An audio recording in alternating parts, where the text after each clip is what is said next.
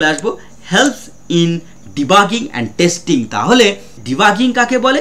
Debugging হচ্ছে যে bug, মানে আমাদের সফটওয়্যারে কোনো যদি প্রবলেম থাকে সেটাকে আমরা বলি বাগ।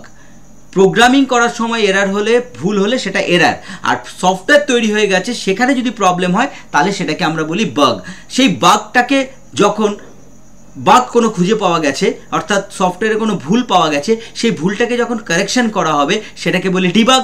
সুতরাং ওই ডিবাগিং করার সময় ফাংশন হয়ে থাকলে ফাংশনের ভ্যালুটাকে চেঞ্জ করে দিলেই আমার ডিবাগিং হয়ে যাবে। কিন্তু যদি ফাংশন না হয়ে 300 বার একই কাজ হয়ে থাকে তাহলে 300 বার আমাকে চেঞ্জ করতে হবে, 200 বার হয়ে থাকলে 200 বার চেঞ্জ করতে হবে। এটা খুবই প্রবলেমেটিক।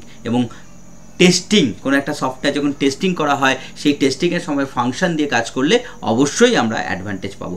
সব সময় ভাববে যে যখন আমরা ফাংশন শিখছি সেটা আমরা শেখার জন্য শিখছি, কিন্তু ফাংশনটা সব থেকে বেশি আমরা তার অ্যাডভান্টেজ পাবো যখন সফটওয়্যার তৈরি করব। আমরা একটা ছোট প্রোগ্রাম তৈরি করছি, সেখানে ফাংশনের ফাংশনের অ্যাডভান্টেজ বুঝতে গেলে তোমার মনে হবে অনেক বেশি লিখছি, কিন্তু যখন আমরা একটা বড় সফটওয়্যার কয়েক লাখ লাইনের